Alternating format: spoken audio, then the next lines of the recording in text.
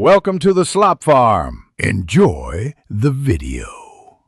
Open the animation editor and set the project to 24 FPS. Position the layout panel so the timeline sits at the bottom. Import assets by dragging files into the project panel. Create up to 3 layers, initially for background, characters, and effects. Rename each layer for clarity and lock layers you will not edit. Save the project file now to avoid lost work and enable version control. Add keyframes by clicking the diamond icon on the timeline. Move the playhead and adjust properties to create simple motion. Set short clips to 2 seconds for testing motion timing and rhythm. Copy and paste keyframes to repeat cycles efficiently without remaking animations. Apply easing presets to smooth motion between keyframes and reduce mechanical movement. Preview playback at real time to confirm pacing and make micro adjustments if needed.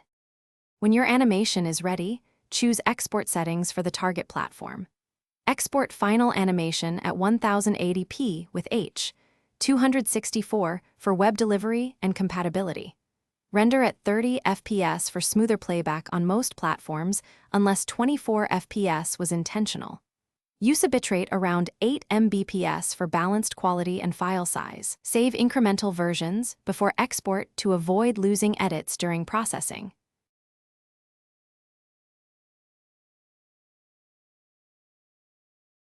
Thanks for watching. Consider subscribing if we helped you today.